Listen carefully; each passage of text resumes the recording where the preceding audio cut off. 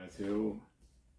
오늘도 새날을 허락하신 하나님을 찬양합니다. 다 같이 우리 기도드리겠습니다.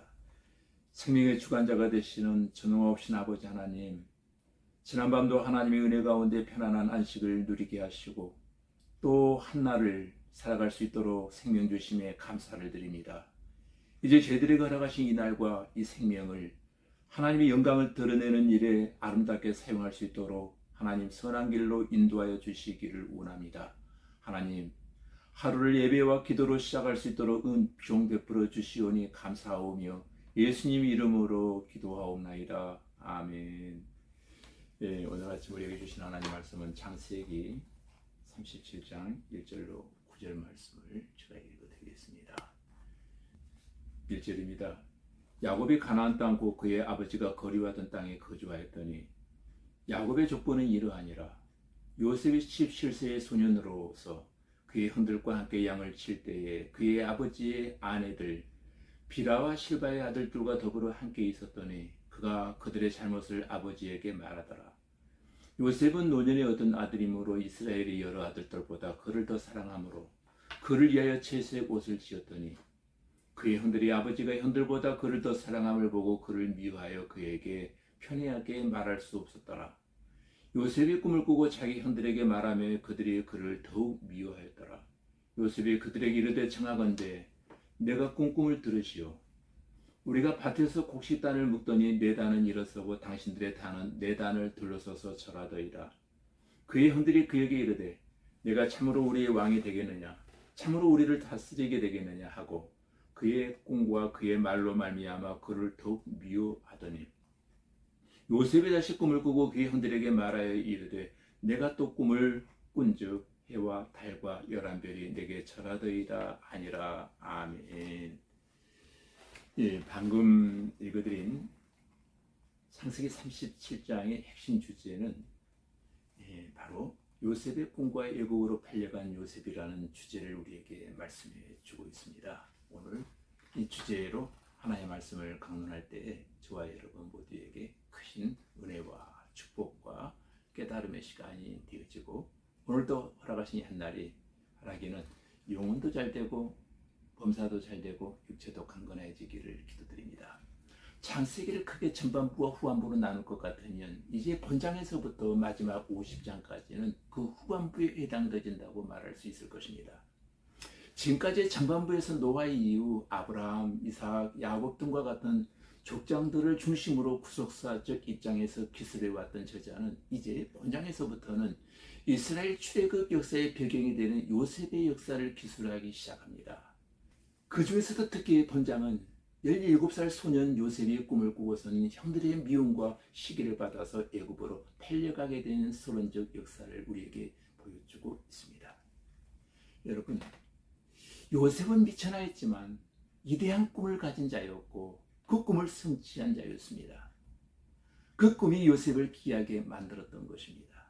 요셉은 꿈으로 그의 인생을 시작합니다. 7절과 9절 말씀을 보시면 요셉의 꿈은 모든 자들이 높임을 받는 꿈이었던 것입니다. 요셉은 야곱의 11번째 아들입니다. 일찍이 어머니 나이를 잃고 동생 베냐민과 함께 형제들의 눈치를 보고 자란 소년이었습니다. 형들의 미움을 많이 받고 자란 사람입니다. 그러나 결국 그가 가진 꿈은 이루어지고 말았던 것입니다. 모진 대가를 치르면서 꿈을 이루고야 말았습니다. 애굽의 총리가 되어서 노예로 팔려간 사람이 온 세계를 구합니다. 오늘 본문 3절로 4절 말씀해 보시면 편애적인 사랑을 받은 요셉은 그래서인지 성격이 좀 모난 데가 있었던 것입니다. 그게 뭡니까? 고자질을 하는 습관이 있었다는 것입니다. 형제들의 문제를 다 아버지께 이야기했습니다. 아버지의 편애적인 사랑을 받다가 보니 형들의 잘못을 다 일러 바치게 되어진 것입니다. 요셉의 성격에 문제가 있었던 것입니다. 요셉의 어린 시절은 좋은 환경이 아니었습니다. 가정적으로 불화가 끊이지 않았습니다. 형제들의 미움을 남달리 많이 받았습니다. 형들이 요셉을 구덩이에 집어넣었다가 애굽 상인들에게 팔아 넘겨버리고 말았던 것입니다. 그리고 숫 염소를 잡아 그 피를 요셉의 옷에 묻혔던 것입니다. 아버지 야곱은 짐승에게 잡혀 먹힌 줄로 알고 대성통곡 애통했던 것을 기억합니다. 요셉은 어렵고 힘든 환경, 어머니를 일찍 잃고 외롭게 성장했지만 그에게는 남다른 꿈이 있었기 때문에 불행한 삶이 되지 않았던 것입니다. 어린 시절에 제일 중요한 것은 환경이나 삶의 조건이 아니라 저는 꿈이라고 생각합니다. 그 얼마나 좋은 가정 환경에서 자라느냐가 중요한 것이 아니라 꿈을 가지고 있느냐에 따라 그의 미래는 결정된다는 것입니다. 꿈은 가정이나 환경을 뛰어넘는 놀라운 능력이 있기 때문입니다. 그러므로 환경을 탓하면 안 됩니다. 오히려 꿈이 없는 것을 우리는 탓해야 할 것입니다.